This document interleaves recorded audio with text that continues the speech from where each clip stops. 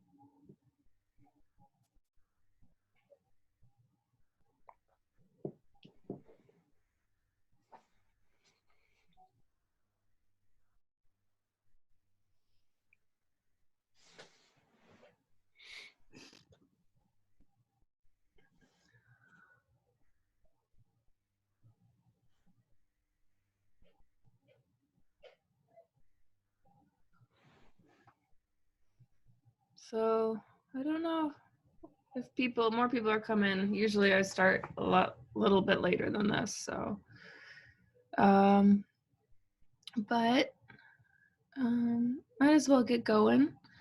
Um, so sent out a couple emails yesterday. Did you guys all get those? I think I'm going to cancel the final paper because of the circumstances of the semester. So instead, we'll do a couple more analytic responses and call it good. But if you have any missing assignments, I'll take them. Okay. So any questions?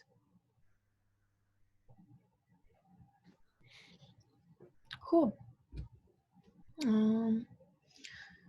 Yeah. Your third analytic. You had an analytic response due on Saturday, and if you haven't turned that in, try to do it soon-ish.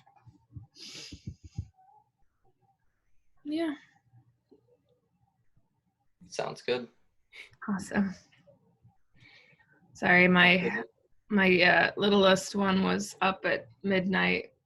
Around 10 months, they have a sleep regression. And I was just going to bed at midnight, and He was up till 2, so I'm a little fuzzy. And it's week 3 of doing this, and none of us want to do it anymore.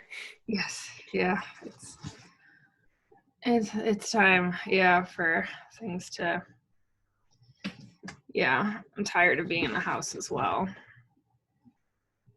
I'm sure you all are too. All right, it's about 8:05. How about we let Michael get started on his presentation about welfare? Perfect. Do I just hit share screen? You should be, yeah. Awesome. Let's see if I can figure this out. I think we're doing good. All right, can you guys see that? If it opens up. It's the end of your slideshow. Now it's loading. It's the end of it or the beginning of it? It's beginning now. All right, perfect. So yeah, this week we're supposed to read about welfare, and just to begin, so I have to move us out of the way. I started with a table of contents, and these are just the three things that I really focused on. The first one was the reading from the text, which is provided by UMass Amherst Online Library, and then how to bring up children without putting women down, and then also how to think like a feminist economist, which that is really hard to say, feminist economist. But sure, let's jump in right with some of my notes from the text reading. And some of the key takeaways that I took from the text reading, An Intro to Women, Gender, and Sexuality Studies, was that there's a big stereotype around welfare. And some of that stereotype includes just that it's monthly income assistance checks to underdeserving, lazy parents, typically female, and they can't afford to take care of themselves or their families. And I did say typically female, but it's also typically female and people of color. That's what the main stereotype is around for welfare. So what welfare, what some of the assistance actually is not only the monthly income assistance checks, but also subsidized health insurance, Medicare and Medicaid, and childcare, Social Security, and food subsidies, including food stamps. I know in Connecticut, but I think it is national, there's the SNAP program, which is basically the food stamp program that we have. So where these stereotypes came from, so welfare in the United States is a gendered process in which women, especially mothers, are much more likely to receive assistance than men. And a lot of this is due to the wage gap, basically. And it's not just the wage gap, but the fact that women get paid less than men, but they also have to pay a lot more in taxes than men. And specifically specifically mothers are the highest taxed, which does the big toll on your income and on your savings in general. But women earn less money at the national level than men do, and often have to take time away from the labor force, whether it's due to parenting or health issues or pregnancy, stuff like that. It is more difficult to maintain a single parent household on one woman's income than it is to do on a man's income. And this is even more difficult for women who are in the working class or poor or lower class, oftentimes associated with single women or women of color who are also mothers. All right, just one moment, please. Awesome. So basically just more from that reading. So it spoke a lot about the Personal Responsibility Work Opportunities Reconciliation Act. So there's a big acronym for it, the PRWORA. So this really effectively dismantled the U.S. welfare policy in 1996, and the act limits lifetime recipients of welfare to a maximum of 60 months, includes some gender-specific clauses to address the political issues of mothers on welfare. And it also has what is known as the family cap provision, where persons receive funding for children born after aid is already being provided. So say I'm a mother of two and I'm on welfare. If I were to have another child while on welfare, they wouldn't give additional funding for children that I have after they already begin to support my family. So yeah, which is pretty terrible because it really, furthers the whole stereotype that women can't take care of their children and the people on welfare aren't trying hard enough and stuff like that, especially when they're not making enough money to really support themselves to begin with. So there was also a term that stuck out to me, which was feminization of poverty. It's defined as the trend in the US and across the globe in which more women live in impoverished conditions, even though many of them are working. So yeah, I was gonna do questions as I went through this, but I think it's probably easier just to go all the way through the PowerPoint and then ask questions. So how to bring up children without putting women down. This was another one of the readings, one of the required readings for myself by Anne Crittenden, I think that's how you say her name. But some of the key takeaways that I got from it was to see noticeable change. Women must first recognize that the true costs of care include the exclusion or their exclusion from the economy and society. So this is about bringing your children up to begin with and really raising a more responsible population. And it's saying that if women want to see a change, they have to recognize that part of the cost of care and bringing up your children is you leaving the workforce and not being present in society. So you must insist that caretaking and early education cannot be cheap or unpaid labor. This is something that we talked about, I believe, last week. Just the fact that women do the majority of unpaid labor and unpaid work in our labor force, whether that's taking care of your home, caring for your children, just stuff like that. And so basically, what the article was trying to say is there has to be a shift. We have to start recognizing that caring for your children and raising children and being a mother or father or parent in general is something that should be seen as work. And furthermore, going further down on the slide, it also talks about replace welfare state with caring state. And there's some steps to do so. I just gave a brief overview. So equalize the Social Security for spouses, offer work-related insurance plans to all workers, provide universal preschool for 3 and 4-year-olds, and that was just free universal preschool. Stop taxing mothers higher than everyone else. Have a child allowance or like a Social Security for children. Free healthcare for children and caregivers, and also add unpaid household labor to the GDP. So that was some of the steps that they were saying that would really, those are some of the steps that they were outlining so that you could raise children without putting women down.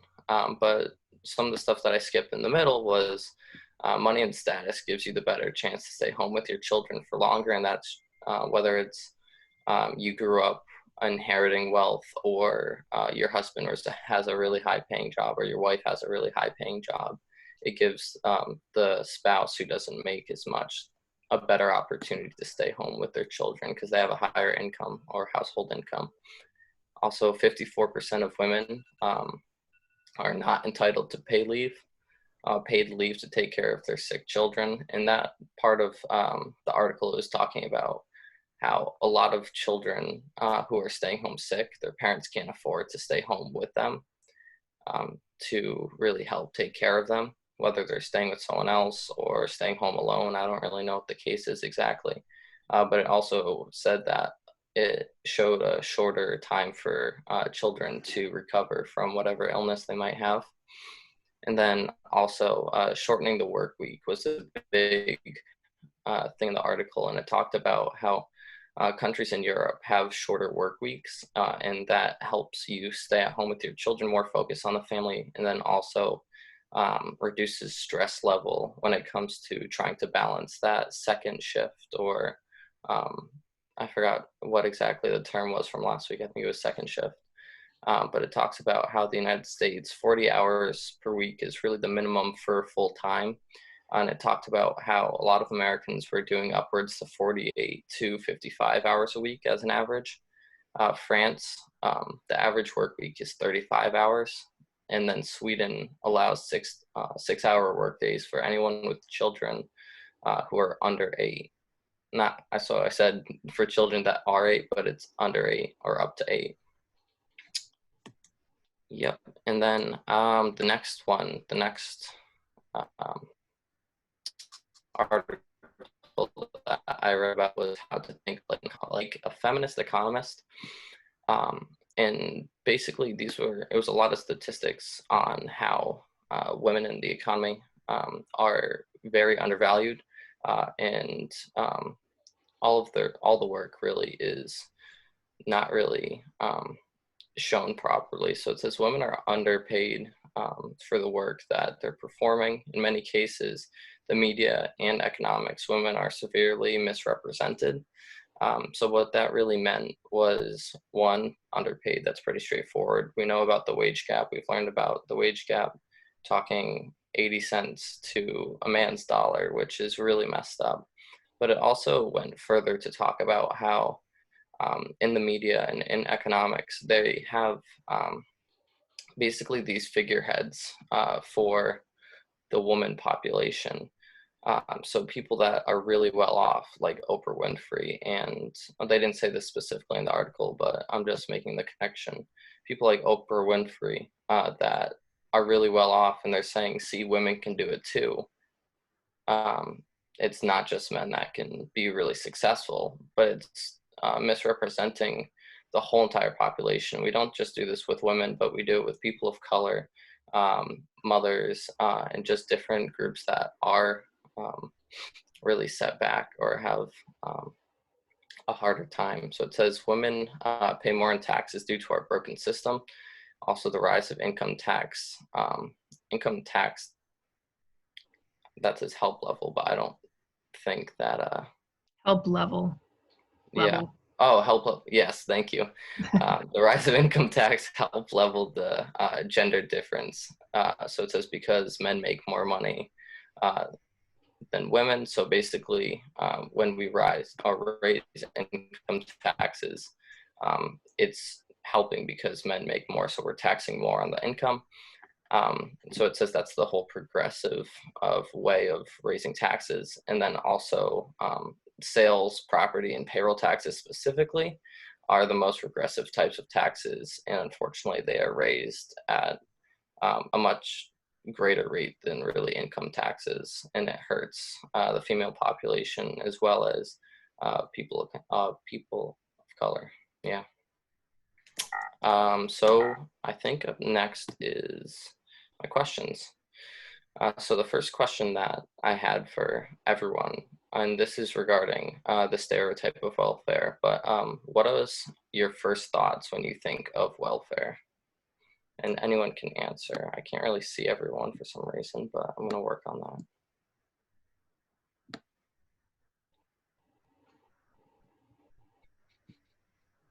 So what is your first thoughts when you hear the words welfare? I would say first thoughts really be like confusion. It's because it's usually the stereotype that everybody uses welfare for the wrong reasons. And really, they're all like people who really do need like food stamps and federal aid and stuff like that. I mean, I know people who are actually on it and still need it. So it's kind of a thing where the stereotype is kind of taking over the whole genre. So most people think, oh, if you're on it, you're abusing the system. And really, they really like need it. Like it's a necessity for them to survive. So I think there's more education on welfare, why people need it would be better for the whole society as a whole. Yeah, most definitely. Right off the bat, growing up, like we didn't have a lot of money. We were a family of 6, and it's really difficult when you have one income and then you're trying to raise 4 kids all below the age of 6 all at once. So I can imagine that was difficult for my parents. And I don't think we were ever on welfare. My parents didn't really let us know that we were hurting in the times that we were. But once my parents got divorced when I was like 10, it was really difficult to get by. And when I think about it, like think about welfare and the idea of handouts, government handouts, there's such a negative stereotype around it. And like, if you need a government handout, you're seen as less than, and you're seen as just feeding off of other people and taxpayer dollars, and it's terrible. So did anyone else want to share your thoughts on welfare? If not, I'll move to the next question.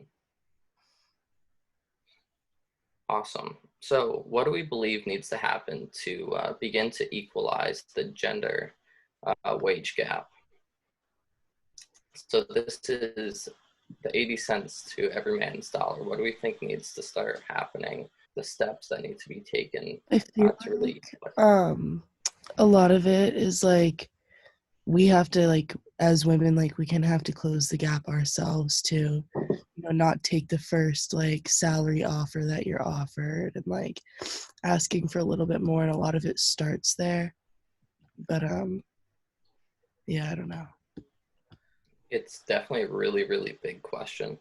And that's because we've seen it happening for so long, and like we see, or it looks like nobody's doing anything about it. And I don't know if anyone actually is at like the federal level.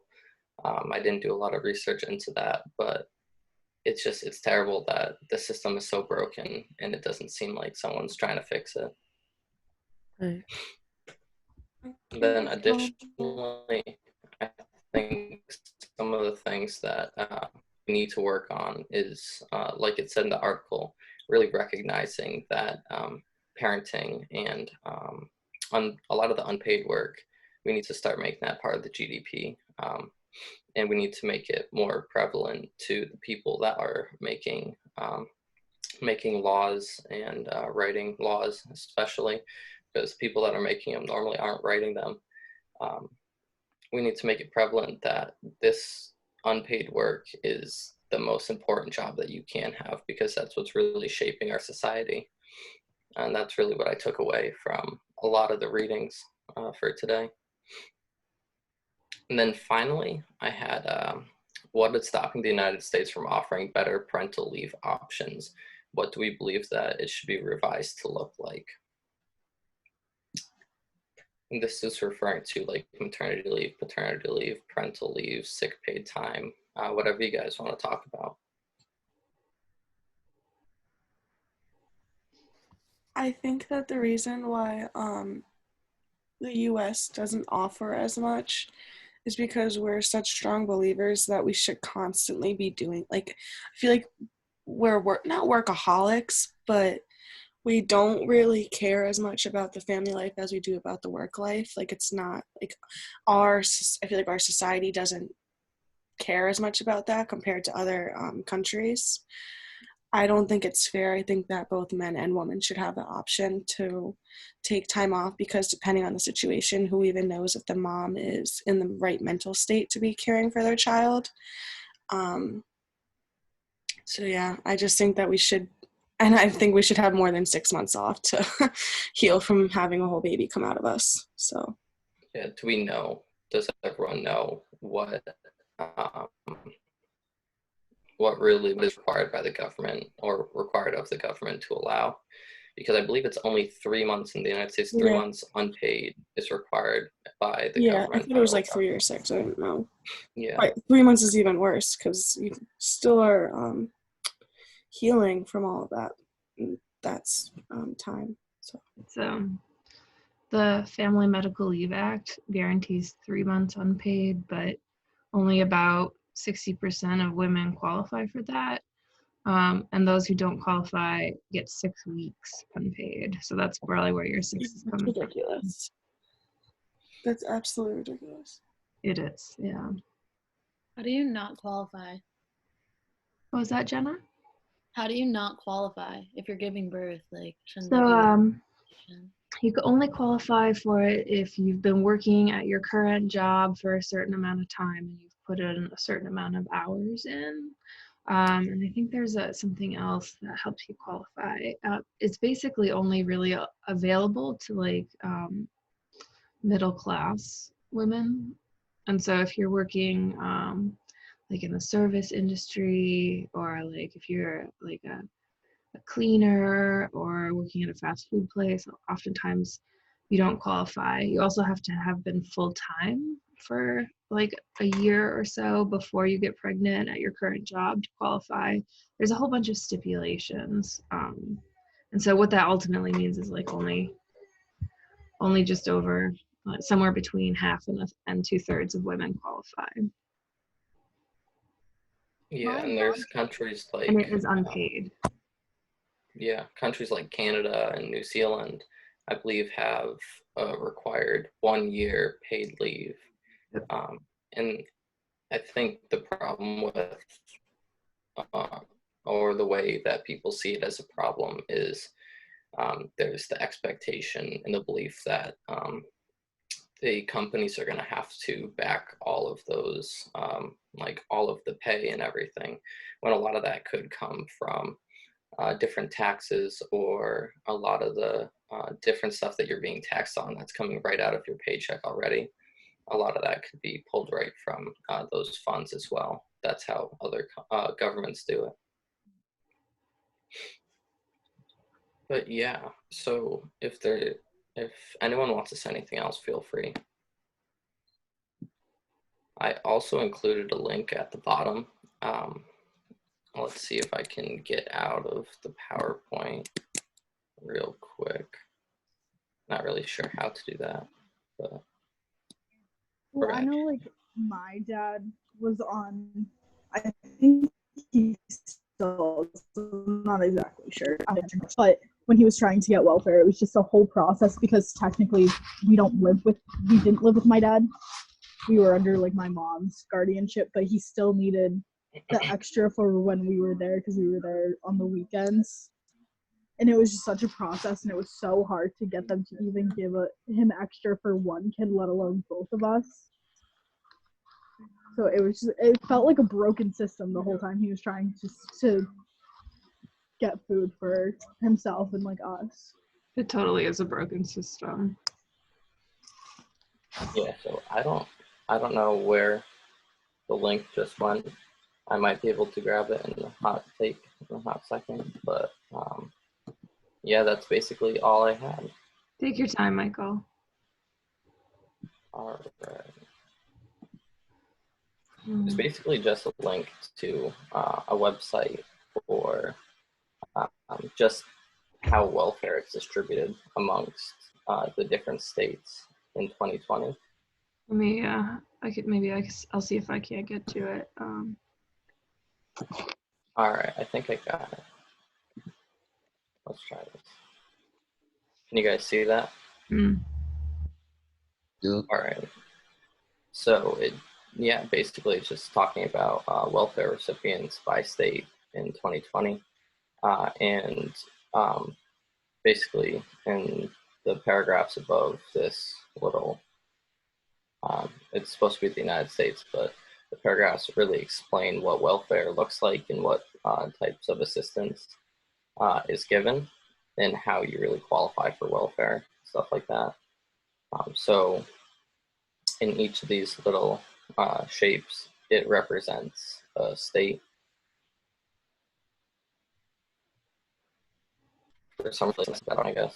Maybe not everyone offers welfare. I don't really know what the point of that is, but I just thought it was sort of cool and something that I had looked up to see how we could really have a better representation of welfare and how we can understand better.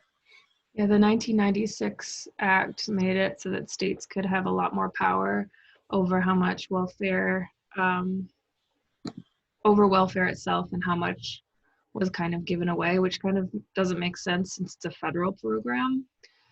So you can see here that like certain states offer like nothing. So I guess if you need to be on welfare, go to New Mexico. I guess so. Or that there's just more people in New Mexico. Oh, okay, no, I'm reading the graph wrong. It's more people in New Mexico are on welfare. Yeah, and a lot of New Mexico is really underdeveloped and not Where all the underdeveloped. Native American reservations are, right? Extreme poverty out there. Yeah. Yeah. So they offer more in programs and incentives to be on welfare, but a lot of the population also doesn't support government handouts. I have a couple friends in New Mexico, and basically their idea of it is you don't want to be on welfare for some reason. Because when I found this, I got in contact with them and I asked them about it. And basically, because it is a very rural area, the state is majority farming and ranching. They said, really, they want to see you working for your living and getting this interest that they did have out of all of the states on here, the highest rate of people on welfare as well. So yeah, that's basically all I had. Awesome. Good job, Michael. Yay. Thank you. I don't know how to stop sharing my screen. I can maybe help you with that. Oh, you found it. Good job. There we go. Yay. So were you able to download the article? Sorry, not the article, the worksheet. Got the worksheet? And so Michael helped kind of with the first, some of the questions. So like, what are some of the forms that welfare takes in the United States? So kind of thinking about it, what would you say are some of the forms that welfare takes? And there's food stamps.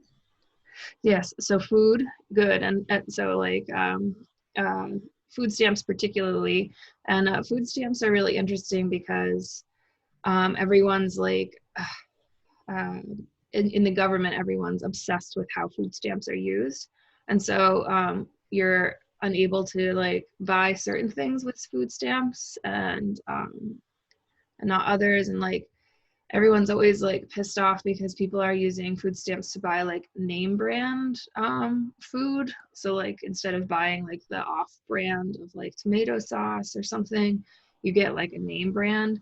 And people are constantly judging how even people use food stamps to buy food, and really wanting to kind of limit or dictate how women spend food stamp money. Other stuff that welfare pays for? The subsidized healthcare insurance. Yeah, because America has no universal health care or health insurance. Welfare covers insurance for kids as well as mothers, right? Because otherwise the costs would be astronomical. I don't know if you know how much it costs to have a kid in America. Anyone know? A lot of money. It's like go ahead. Isn't it like almost 20,000 just for like their first like 10 years or something like that? It's like crazy like that. Oh, to raise a child, $1 million on average or something like that. Something like crazy. Yeah. Here, let me Google it because it goes up every year. How much does it cost to raise a child in the U.S.? I thought it was $250,000 before college. Yep. So the average cost of raising a child, according to a 2017 report, from birth to age 17 is $233,000. But with the cost of inflation, it would be more like $284,000. So it's like $250,000 to raise a kid before college. Does that even include, like, because I don't know if all schools do it, but, like, I know my school did, like, school trips for a week, and so I'm just, like, I guess I'm just curious if it covers everything, if that's, like, an over... I feel like it covers the basics. So, like, if you start to add up all the costs of children, you know, like food, extra food, you know, clothing, like rent for, like, a 2-bedroom place so a child has, and that's per child, right? So it's almost $300,000 per child. And like, you know, I'm trying to think what else kids need. Toys, because they do need toys, because in childhood it's really important for them to have play. It really helps to develop their brain and stuff. Books, you know, like just all that stuff. So I think it probably covers more like a kind of like the lower, like maybe a little bit more than the minimum, but not much more than that. Good question, Megan.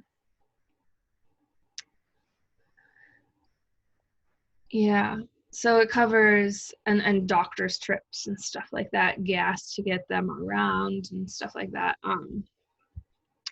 So it's a lot of money to raise a kid. And we don't pay women, especially single mothers, very much money. Let's see. Yeah. It talks really a lot about how like highly taxed, like I think it said single white mothers are the highest percentage for welfare. And I think it was like 38% of welfare goes to single white mothers. Yes. And right Which after that, the stereotype is that they're all Black, right? Yeah, I think it was only 37, so only 1% lower, but 37% goes to, I can't remember if it's single Black mothers or if it's something like that. It's just, It's crazy. Yeah, it's, let me see if I can remember. 38.9% of welfare mothers are white, so almost half. Well, that's kind of almost 39%, so 40%, you know. 37.2 were Black, and so like what that means is more white women receive welfare, but it's not necessarily proportionate to the population, because a lot, like not a whole third of America is Black. So does that make sense? 17.8% were Hispanic, so again, not representative of the population. 2.8% were Asian, and 1.4% were Native American, and that really has to do with structural racism and how women of color make less. Remember, like on average, it's like 77% to every man's dollar, but for white women, it's like 90%, like 90 cents for every man's dollar. But for women of color, it gets lower and lower and lower. So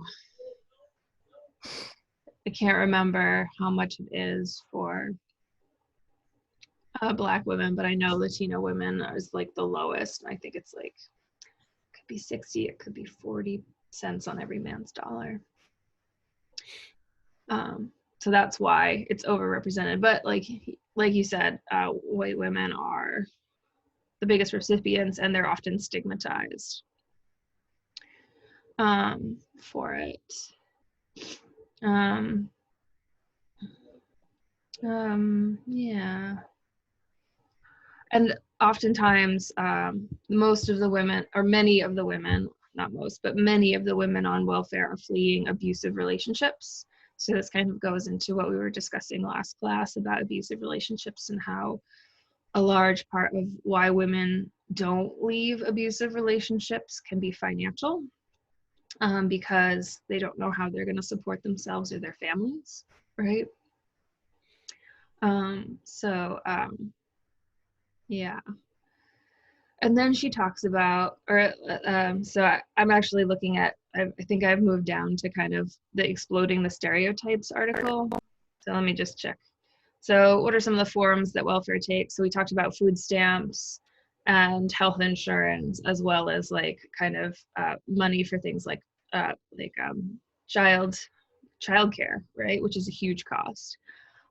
What are some of the ways the government has interfered in family lives and the lives of women in the guise of offering assistance? So what do you think? Didn't that talk about, or in the text reading, the Personal Responsibility Work Opportunities Act? I know there's another word somewhere in there. What really drove me crazy with that, especially from the reading, is it spoke about the past Speaker of the House. I can't remember his name. Newt Gingrich. Yeah, he basically said if someone has to, or has children, has to go on welfare, they should basically give their children up and they'd become orphans because it'd be better off. And that's how they really came down to the fact that, like, you're not going to receive additional funding if you have children, Right. which is beyond messed up. Like, that's just it's really stupid. It's like there's this assumption that women are lying and having babies just to get money, which is not really why women have babies. But I was also thinking of like the Healthy Marriage Act. Do you remember this? What is the Healthy Marriage Act or whatever it is? Yeah, the Healthy Marriage Initiative. Sorry. It's a policy, not a law. Isn't it you receive more funding if, I think, I forgot what it was. It was from one of the Bush administrations. I think it was HW. Yeah. And see, now I can't remember the wording of it, but it was basically saying that if you're in a marriage with obviously a man and a woman, because back then same-sex marriage wasn't legal federally. Is it legal federally now? I can't really remember. Same-sex marriage? It is legal now, yes. All right. I was just going to say federally. I wasn't sure. Yeah. But it's basically saying you get more money if you're in a healthy relationship opposed to married. a legal parent. Yeah. Like literally married, not if you're like living together. In fact, I believe that you lose welfare if two people are living together, because there's stories about, or not married, there's stories about like dads or partners or boyfriends like hiding when the welfare people come and check and see how you're using welfare, which again, like, it's kind of ridiculous. Like the government kind of comes into your home and monitors how you're deciding to spend that money, and if there's a man there, you could potentially lose welfare. So the Healthy Marriage Initiative is like, it just assumes women are promiscuous and that they need to be married to a man, and if you're married you get more funding. And there's like a whole host of problems with that. Like it kind of takes correlation for causation, right? So the idea is like they notice that more single women need welfare, and so they decide that the way to solve that is to force women and men to get married, instead of like paying them an equal wage or, you know, giving them more financial support for children.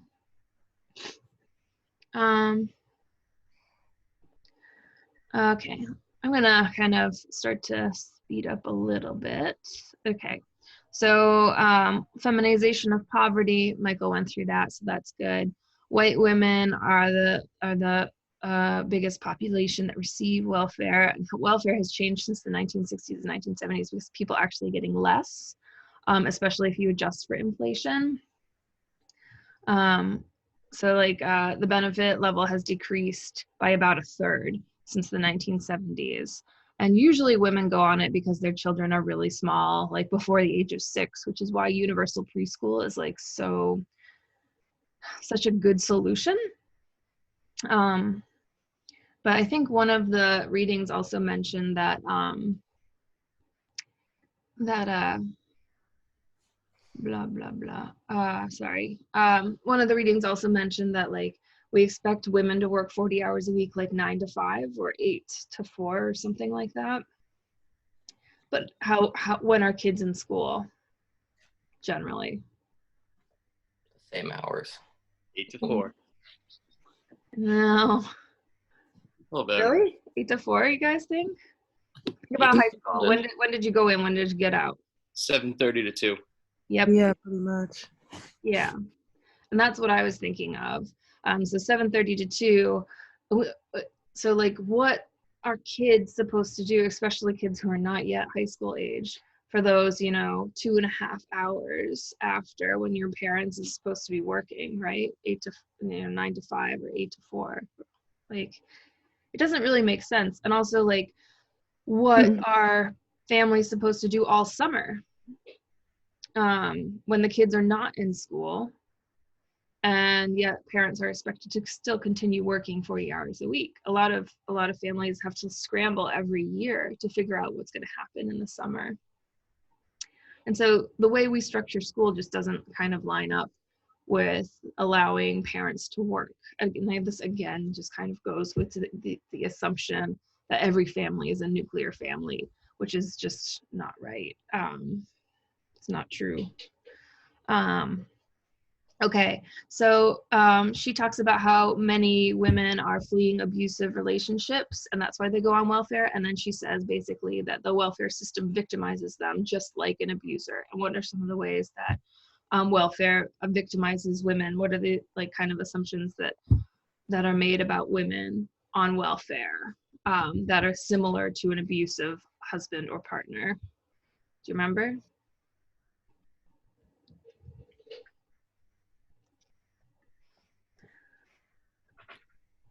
I mean, one of the things that I picked up on was the fact that it really puts down the people. I mean, women specifically, but the system puts down people that are even applying for it because of the idea of a handout. And you have to jump through so many hoops and prove that, you have to provide solid evidence that you can't support yourself and you can't support your children. And that has such an emotional toll on people. And it makes you submit so much bullshit paperwork. So it's onerous. She was talking about how I can't remember if it's every month or every 4 months she had to get together original copies of her kids' birth certificates. And why would you have to submit that more than once? Why would you have to submit that? It's not like their kids' birth certificates are changing, right?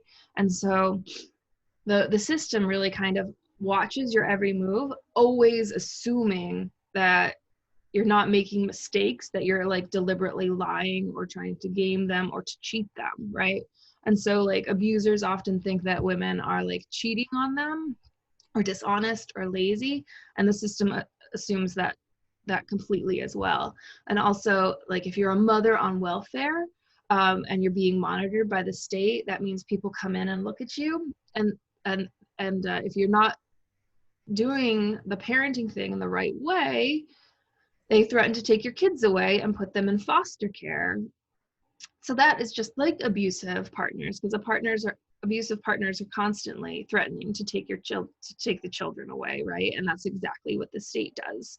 And then also, so you're threatening to take the children away, assuming to be lying. They shame women for being sexually promiscuous. Also, if you're on welfare, you're not allowed to go to college. And that's a result of that 1996 act. I was going to say, because in the reading, God, I don't remember which one it was. I think it was How to Raise Your Children to Respect Women, or I can't remember what the exact phrasing was for the title. But I think the author was going through college when she was on welfare at Columbia. Right. That was, I think that's Exploding the Stereotype. And that was before, so she wrote that in 1995, before the revision that kind of dismantled the welfare state. So she was going to Columbia and getting an education. And then kind of at the end of the article, she said something like, I couldn't have done it if they passed it now. And the third of the readings, If I Survive, it will be despite welfare reform. Do you remember the situation of the woman in that one? So she was like living and on welfare before 1996, before that law was passed, and then also after. Do you remember what her situation was like? Not off the top of my head. So she was a Black woman who was a single mother, young-ish. I think she was like, might have been in her late teens, I can't remember. And she unmarried, and she went into the welfare office, and they looked at her. She was fleeing an abusive partner, and they looked at her and they said, "Oh, young, Black, single, probably pregnant too." And so she got shamed there. She was pregnant. She was pregnant with twins, and she was going to school for nursing. And she was doing really well. She was the star of the class, and when she got to work at her children's daycare in the afternoons, so she got to spend time with them while she was working. But then the healthcare reform came through, and she was immediately kicked out of the nursing program. She couldn't continue with it, and she couldn't work at her kids' daycare for some reason. I can't remember. It's probably not like an improved thing. And instead she had to be like a healthcare worker at a retirement home that was like an hour bus ride each way, and she had to work a certain number of hours, and she never got to see her kids anymore. And she basically just said, like, there was hope before the 1996 revision, and now there's no hope for like actually making it or being, making a better life for herself. And so it's like the new welfare system really does punish women, and assumes like college is like something you do to escape work. So that's why women are not allowed to go to college, and like totally ignores the fact that like college gives you marketable skills and gets you like proves that if you go to college you'll probably get a higher income. And this is why the revision really does seem to punish women, because after the revision, after the 1996 Act, it became way harder to get an education and become upwardly mobile. Women were forced to work in some real dead-end jobs, which actually the more you work, the more money you get, like the less you get from welfare. And so women end up being on welfare longer. So that's another one of the changes. But then, of course, welfare kicks them off after 5 years or 60 months. It causes their debt to increase and their lives to be harder, and it disproportionately punishes single mothers. And so that was the one about if I survive, it would be despite welfare reform. I wanted to kind of show you, so some of the stereotypes we have about women. Has anyone heard the term welfare queen? Yeah, yep. So welfare queen is like it's like a common, I would say like slur or insult to give to women who are on welfare. Welfare queen is like assumed to be someone who's on welfare and is not using the money to help her kids, but to buy fancy boots, or fancy purses or fancy clothes, or using the welfare to go out clubbing or like stuff like that.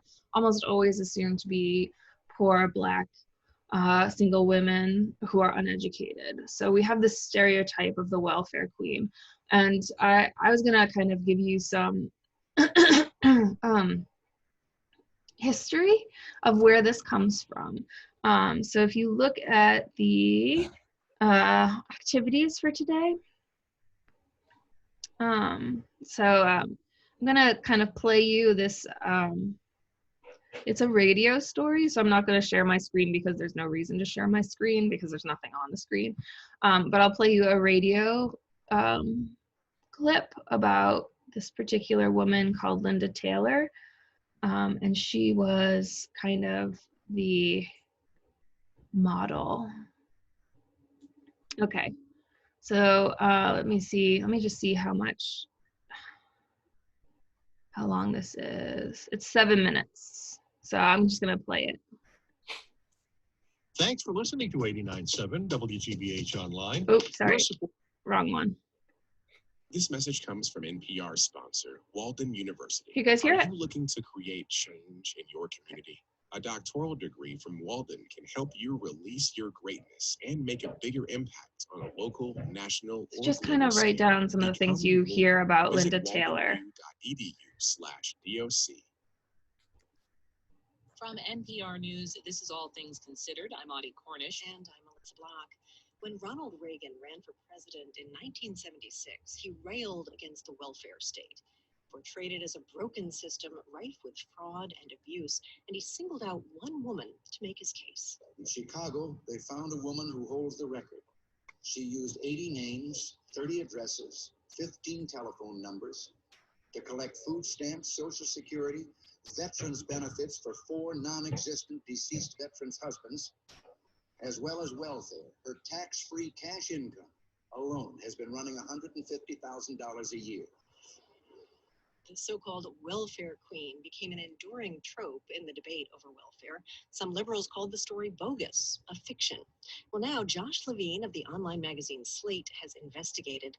He's turned up the sordid history of a woman who was very much real, and as he tells it, Taylor's welfare fraud was dwarfed by far more serious crimes, including possible child abduction and murder. Josh, welcome to the program. Thanks, Melissa. You call this woman Linda Taylor in your story. That was one of her aliases, but she was also Connie Harbaugh, Martha Miller, Sandra Brownlee, Reverend Linda Ray. She had dozens of aliases over the year, and a lot of things about her are unclear, including her race. What do we know about her? So we know that she was a woman whose life was about obfuscation. She was someone who had a different name, a different race, a different age, often for everyone that you would encounter. You know, it was an interesting editorial decision in the piece. What do you call this woman? We decided to go with Linda Taylor because that's what she was known as at the height of her infamy. But to say that that was her consistent identity would not be true. Doesn't begin to touch it. This story was covered at great length in Chicago back in the 70s by the Chicago Tribune. They revealed that Linda Taylor drove a Cadillac. She had a mink coat, posed as a heart surgeon. What else was known at the time? She was, as Reagan said in that clip, someone who used a lot of different aliases, someone who had a lot of different addresses, someone who had a lot of different phone numbers, and that was to abet public aid fraud. And that's really what the Tribune focused on. They also wrote about some other things that she was accused of, including kidnapping, including possible homicide. And they focused on things like her alleged voodoo practice and just other things to make her seem like a very outlandish character. And somehow these more heinous crimes didn't get the attention that the welfare fraud case did. And there was one case in particular, you found that she'd been investigated for baby trafficking, kidnapping babies, possibly selling them. And it included a notorious case going back to 1964. It was the kidnapping of the Franzak baby from a Chicago hospital. What happened?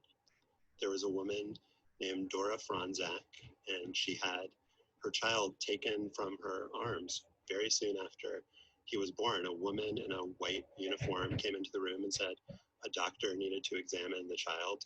The woman was seen leaving the hospital from a rear exit. There was a manhunt. This became a national cause celeb. 9 months later, it was reported that 35,000 people had been interviewed. The woman in the white uniform was never found. The child has never been found to this day, 50 years later. But Linda Taylor was investigated as a suspect in the 1970s. And is there any proof that she was in fact the woman who kidnapped that baby? There's circumstantial evidence, people who said that she would claim that she was a nurse. Her son told me that there would be children in the house that he knew were not hers and that would leave mysteriously. When she was sentenced for welfare fraud in 1977, around the time of that hearing, a man who lived with her told prosecutors that she had taken the Franzak baby, that he believed it very strongly, that she had left the house wearing a nurse's uniform the day of the kidnapping. So there's not definitive proof, but there's a lot of things that make you wonder. Josh, you write in your story in Slate that Linda Taylor was implicated in at least 2 suspicious deaths of women, and one of them was a mother of 3 in Chicago whom Taylor had moved in with. But somehow, again, that death didn't get attention. And you put it this way: a murder in Chicago is mundane. A sumptuously attired woman stealing from John Q. taxpayer is a menace. Yeah, Linda Taylor moved in with this family, and I talked to the daughter of the woman who ended up dying, and she described how Linda basically took over their lives, that everything changed, that they had had like kind of a well-to-do childhood, and then very quickly they didn't have anything to eat. Her mother was getting sick, and then less than a year later, she was dead, and on her death certificate, the cause is consumption of barbiturates. They took a blood sample and they found that she had a very high amount of these drugs in her system. Chicago police looked into this. The Cook County State's Attorney's Office looked into this. I was told that they believed that there was some chicanery there, that they believed that Linda Taylor was probably responsible for this woman's death, but they just didn't feel like they had the evidence to connect her to the crime, that they didn't feel like a jury would have enough to convict her. And there was also a concern that she was actually out on bail for welfare fraud at this time when all of this was happening, this alleged homicide. There was concern that it would be perceived that they were bringing her up on homicide charges in order to get more publicity for the welfare case, and that they thought it might jeopardize that case to bring these additional charges. So somehow the welfare case became the thing that they were hanging everything on. Yeah, the welfare case became a very, politically important thing to a lot of people. I think there was a very strong political will to bring her up on those charges, and maybe there wasn't a big kind of grand reason to just prosecute a woman for a murder. Linda Taylor died in 2002. The name on her death certificate is not Linda Taylor, it's Constance Lloyd. She had become a villain, right? A symbol of welfare fraud and abuse and an epidemic that was ravaging the system. The point I think you're making in your story is that while yes, there was welfare fraud, and yes, she did commit that she should not be seen as the emblem of what welfare fraud was. She was a criminal many, many times over. Right. She is not an example of anything. She is a unique figure when it comes to public aid fraud. She is a unique figure, I think, when it comes to American criminality. She's not somebody that you want to use to exemplify a trend. She's not someone you want to use to exemplify a strain of human behavior. So to make any kind of claim about public aid fraud, or to make any kind of claim about welfare recipients by using her as an example, is a pretty big mistake. Josh Levine is executive editor of Slate magazine. Josh, thanks very much. Thank you. All right, so what do you think? And now, more.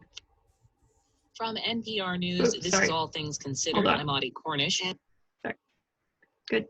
All right, so what do you think? What do you think of this figure? Questions you have about Linda Taylor? The whole article from Slate is a really good read, but it takes like 20 plus minutes. That's why I gave you like the little summary. It seems that they were looking for the perfect example of someone to really embody what abuse was of the system.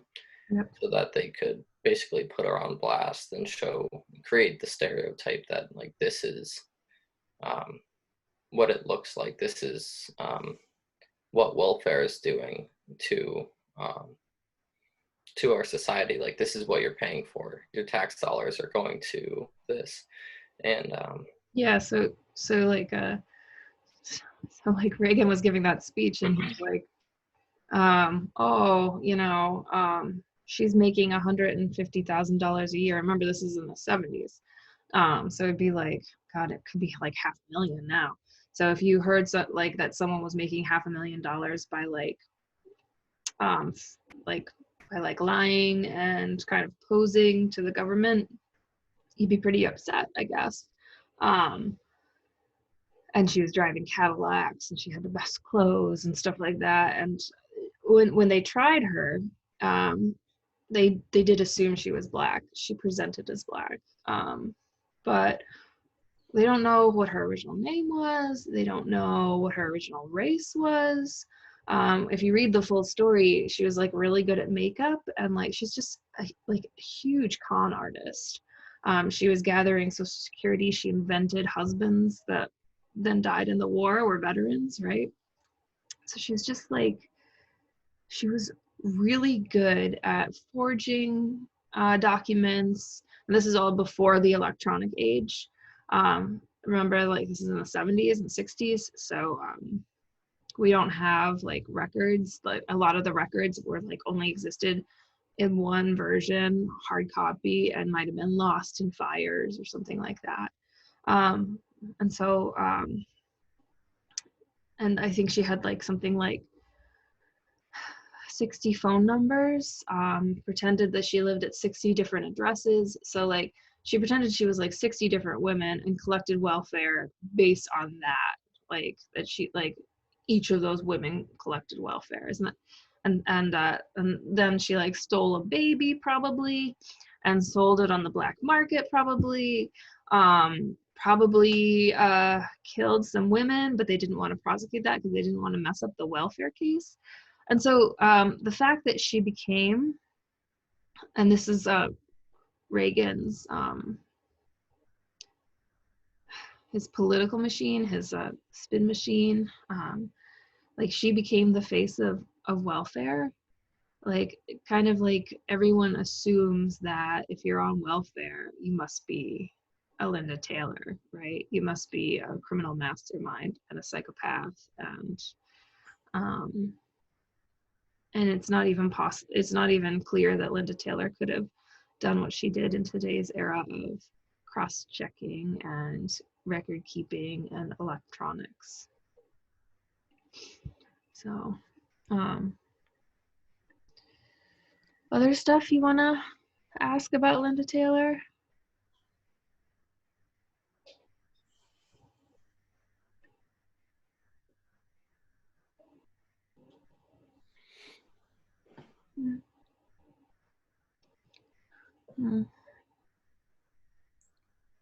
Okay. So yeah, hope this discussion of welfare was enlightening. We really do have to change the welfare system, and the sooner we do it, the better. And you guys are all, you have lots of voting years left in you, and you can agitate your representatives to kind of change the system, to actually be one that helps women instead of traumatizes them, like an abusive husband or like a boyfriend. One of the first article, which is about exploiting the stereotype, really talks about, remember last class we talked about gaslighting, and she talks about basically how the system gaslights women by kind of changing things on them without notice, by telling them that they didn't do something that they did do, telling them they did do something that they didn't do. And this really needs to be addressed and changed. So I'm gonna let you go a little early. It's probably on me because I didn't sleep last night. But yeah, next class, let's talk about next class before I let you go. So Michael presented. Next class is about healthcare. I got two readings, and Katie is presenting. And yeah, there's not too much of the semester left, thank God. So there's this week, so which is health, welfare, and healthcare, and then next week will be education and Anne's presentation, and the prison industrial complex, Soleil's presentation, and hopefully one or both of you can talk about like the what is it, the school to prison pipeline, which is why those are kind of in the same week. And then it'll be globalization with Taylor and Megan's presentation, and that's it. So we only have 4 classes left. Oh, JK, Future of Feminism. Chiari and Adriana's presentation. Let me just see. We got 1, 2, 3, 4, 5 classes left. All right, so that's maybe not as, I don't know, as positive as I was hoping. Anyway, have a good Monday. Get those in by midnight, and I'll see you later. Bye.